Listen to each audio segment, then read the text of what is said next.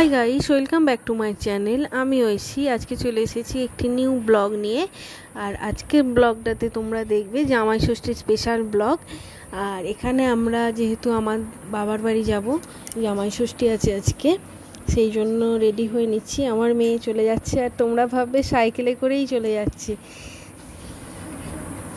আমার যেহেতু একই গ্রামে শ্বশুরবাড়ি এবং বাপের বাড়ি, সেই জন্যেই আমাদের বাড়ির ডিস্টেন্সটা আমাদের বাড়ি থেকে শ্বশুরবাড়ি থেকে খুব একটা বেশি দূরে নয়। সেই জন্যেই আমার মেয়ে সাইকেলে করেই চলে গেল।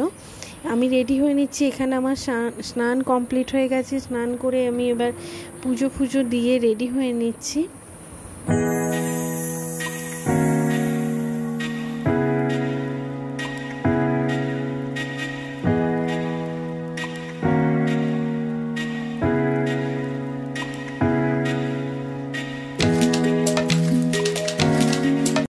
এখন ঘড়িতে বাজছে সকাল 8টা। আর এত রোদ বেরিয়েছে না, বাইরে প্রচণ্ড তাপমাত্রা, রোদের তাপ প্রচণ্ড। তাই আমি আর বেশি কিছু নয়, একটা সুতির ছাপা শাড়ি পরেই যাচ্ছি, বেশি কিছু সাজিনি। আর যেহেতু একই গ্রামের মধ্যে, সেই জন্যই। আর প্রাইমারি স্কুলটা আমাদের বাড়ির ঠিক পাশেই। আর স্কুল ছুটি হয়ে গেছে, যেহেতু মর্নিং স্কুল হচ্ছে।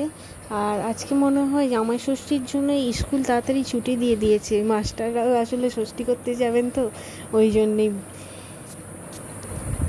স্কুল থেকে ছেলেরা বাড়ি ফিরছে। আমি চলে এসেছি আমাদের বাড়িতে। এই হচ্ছে আমার বাবার বাড়ি।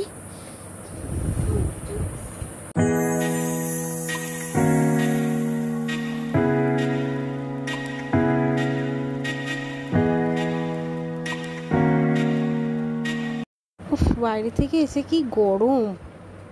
আর আমাদের যেহেতু বাড়ি থেকে একসঙ্গে বেরোতে নেই, মানে ছেলে এবং বৌমাকে, ওই জন্য আমি আগে চলে এসেছিলাম।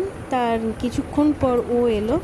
আর এখানে আমার বোন তার দাদাভাইকে দেওয়ার জন্য একটা হ্যান্ড পেন্টিং, মানে পাঞ্জাবির ওপর হ্যান্ড পেন্টিং করেছে।